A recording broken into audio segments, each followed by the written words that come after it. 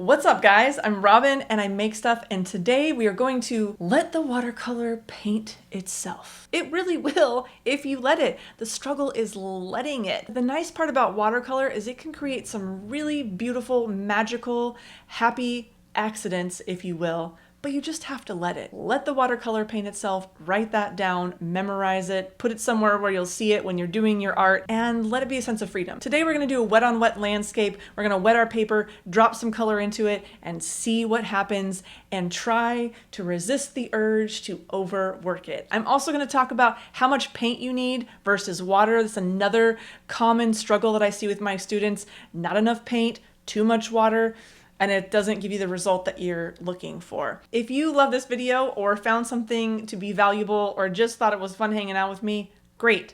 Hit that like and subscribe button. I really appreciate your support. Enough of the blabbing, let's start painting. Okay, I'm using a Hahnemühle pad of paper here. I've been doing a lot of quick studies in here so that I can get an idea of what I want to do and then transfer that idea and concept to my larger pieces of paper. I'm going to use a synthetic squirrel mop style brush to gather a lot of water and put it on my paper. The long round or even like a number 6. This is going to be really loose, so I don't want to spend time drawing anything. We're going to put some water up in this area here, and then we're going to come back with paint and kind of dab it into that and just let it do its thing. Be really intentional on letting the watercolor paint itself. So I'm going for kind of like a landscape vibe in here. Lots of water. I mean, there's a lot of water. These brushes hold a ton of water. So I'm just gonna kind of wet this top area here and making sure that it's really wet. Trying to see, where it's not shiny. I don't necessarily need to go to the edges. Can if it wants to. So once I have kind of a blob of water on there, I'm gonna mix together ultramarine blue. If you followed me for any amount of time, you know that ultramarine blue and burnt sienna are kind of my go-to for a nice dark color without feeling like you have to buy every single dark color that's out there on the market. I try to keep things pretty simple, although I do have a ton of colors. This is Moon Glow. The thing about Moon Glow is pretty granulated, which means it's got a lot of minerals in the color and they separate out into the paper a little bit. But we'll play with it and see what happens. Okay, so got some of that and then some burnt sienna over here. We're just kind of going for a nice dark blue, wintry maybe kind of vibe in here. Okay, so I'm gonna kind of blob it in here and I'm just dotting it along the edge, the bottom edge, and you can see it's running and kind of doing its thing. I'm not even really painting it, right? I'm just kind of dabbing it in certain areas, and I want to see what happens. I can get some more color in here. Already that's kind of making me think forest, like some trees. Now, I could also tilt my paper a little bit if I really wanted to give it some help. Let's see where it goes. This one's kind of running over there. Now you can see the granulation in there, and that is a lot of that Moon Glow. It really separates itself out. It has some kind of purple tones to it. This is kind of fun. We're letting the watercolor paint itself. Now what I'm going to do, I'm just going to put a little bit more darker areas here along this bottom edge. I've never done this before, so we're just kind of experimenting together here. I'm going to wash my brush out. I'm going to put that brush aside for a second, and I think I might use something with more of a finer tip to it. And I'm going to get this wet.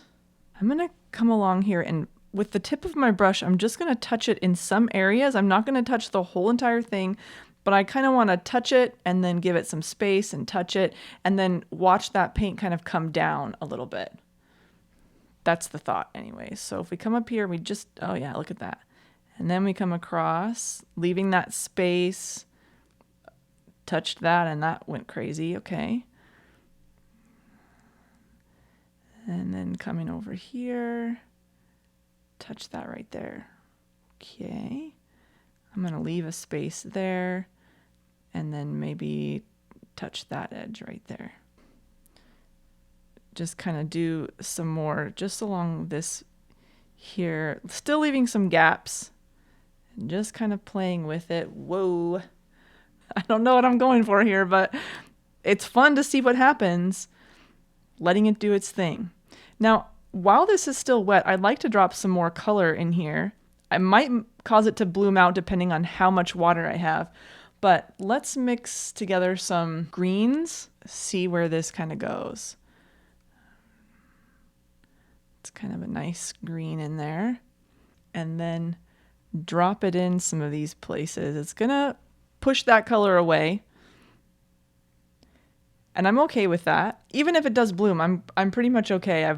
I've decided, you know, if it does, that's cool. We're here to see what's gonna happen. I'm thinking, you know, maybe there's some trees or something in here that are kind of interesting, or there's some leaves that are some different colors.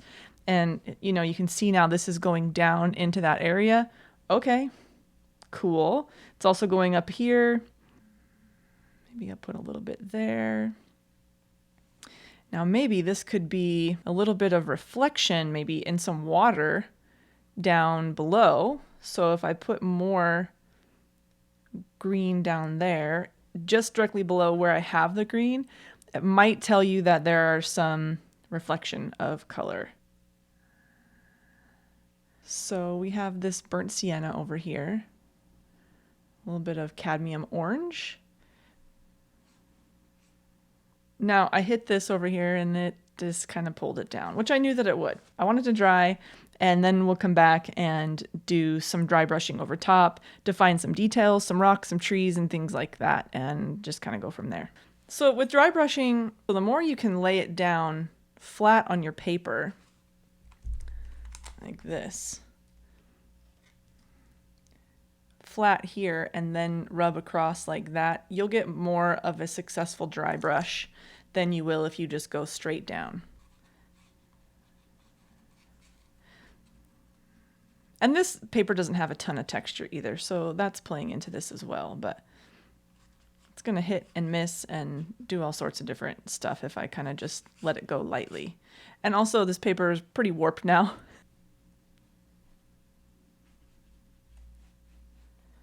Just gonna put some, maybe some rocks up here in the foreground. Let those dry a little bit. While those are drying, we're gonna come back into this background, and I'm gonna use a much smaller brush. I really like these script liners for trees because they're a little bit longer in the bristle, which allows it to kind of just dance and play on the paper and being really loose, versus, you know, something like this is much thicker. You're going to have a much thicker point of contact. So I always try and tell my students to just, you know, let it play, let it dance, be kind of free, and just let the paintbrush kind of do what it's going to do. And this gets a real nice little point to it. So real tiny. And that's what we're going for. So I want to make some more of that dark color that I kind of used back here, but I want it to be nice and opaque. And that means I don't want to have too much water. You should see a lot of paint in this versus this, you know, don't do this. Let's just mix up some for an example. A lot of times people will say, well, I have a lot of paint. Well, no, there's a lot of water in that. It's very translucent, right? Versus this, there's a little bit more paint in there. When you move it, you can't really see through it. So we want more of that paint versus more water. Like you can see it, just, there's not much color in there. Just letting it dance and play on the surface of the paper.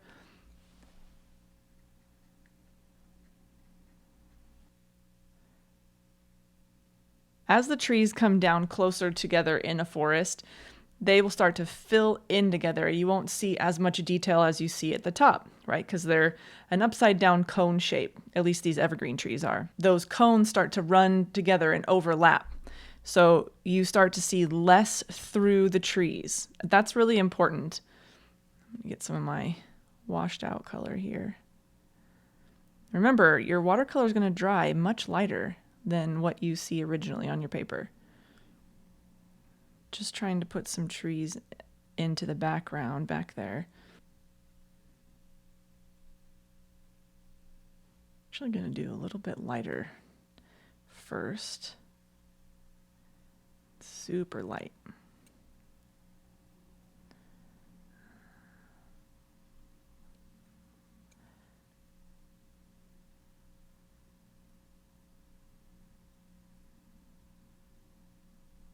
Just kind of giving the idea that there are some trees in the background back here. Very light, so that when they hit this color, they just kind of blend into it. But there's the suggestion of trees back there in a forest. Maybe I have a nice big tall tree over here. Now trees kind of swoop down, at least evergreen trees, and they go back and forth a little bit, and they don't have to be symmetrical. They get thicker as they come down to the bottom to where you can't really see through them anymore.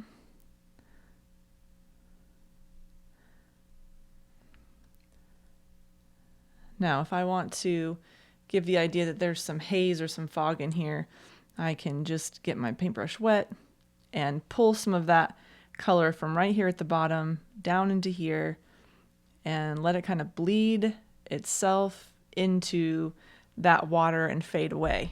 And maybe there's one back in here, a little bit lighter. And you can get that water on here to start, right? So you wet below where you want the tree to be, and then you bring that paint into that water, just like we did when we dropped the paint into this water. And then once it hits that, it will kind of start to soften up on its own. You let it just do its thing. A little more controlled at the top area, and then a little softened out at this bottom. Just kind of dropping some color in here. And you can see those trees back there have dried up really nicely. Now, those are dry. We'll start to put some darker areas. Now, if you think about a rock, they're layered, right? So you have the rock in the back, the rock in the front. The rock in the front's going to start to have more detail, but it's going to create a shadow depending on where your light is. So maybe it's coming from this direction over there and just casting some light this way. And so then these sides of the rocks or wherever are going to be darker. And then these sides over here are going to be darker, and it's going to be lighter on the top. Maybe we'll do this in a few different phases, but I'm just going to put some edges in here just to kind of indicate that there are some shadows. And then while those are still wet, I'm going to clean my brush out, dry it off so it's just damp. And then I can take that edge and kind of soften up into the rock a little bit and create a little bit of texture. Kind of just wiping my brush off as I do that. It's not such a straight line. Blue is a great color for shadows of any kind. And rocks can be all sorts of different colors too, which is really fun. I love painting rocks. You kind of can't mess them up, which is the nice part. And we can always come back later once this kind of dries a little bit more, lifting out, creating some lighter areas on the tops of them. Okay, so if our light's coming from this way, all of these rocks over here are going to be shadowed, and I'm just making it up. So if you're wondering, how do you know where to put these shadows? Well, I don't know. I'm imagining that maybe there's a rock right here. Maybe there's a rock there and then a rock there. So there's got to be a shadow there. And then there's got to be a shadow on this side here. And maybe this is a rock. And so that's got to be shadowed. You know, just practice doing rocks. Once you start to get the hang of it, they're really fun to do. And like I said, you kind of can't mess them up. And I'm sure you're thinking, well, yeah, Robin, I'm good at messing up all sorts of stuff. That's okay. You should have seen the first rocks I painted. They looked like a bunch of like blobs. There were nothing interesting. But then you start to realize how it kind of works, and you just practice. That's the whole thing. No one comes out holding a paintbrush, all right? Michael Jordan wasn't born with a basketball in his hand. You gotta remember these things. If we come in here like this and just do some little lines in here.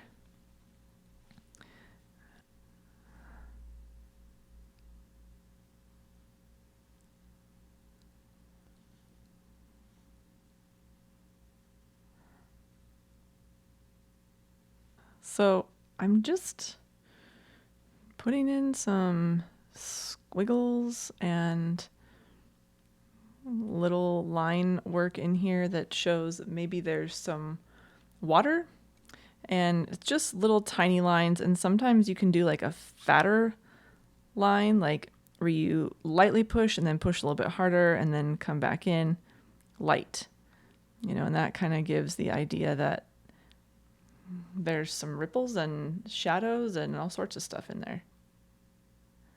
I'll pull some of that out just a little bit.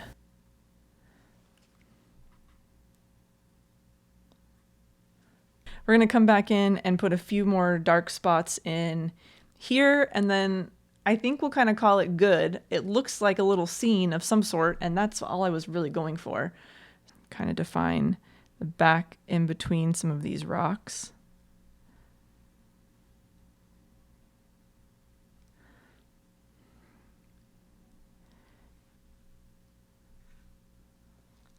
Now, when you put blue over brown, it just makes a darker color. That's just what happens. They're sort of complementary to each other. Anytime you mix a complementary colors together, they will create very dark color. Now, if we want to add some texture in here, so I would just mask them off. Very simply, you could I have this paper towel I've been using, so I could literally just put that like that, right? And then get some wet color on my brush and just do a few little splatters. Those should dry a little bit lighter than what you see. And I can do the same thing over here. That's it. Let's take the tape off. Well, thanks for hanging out. I hope you like how it turned out. Don't forget to like and subscribe, and I will see you next time that I make stuff.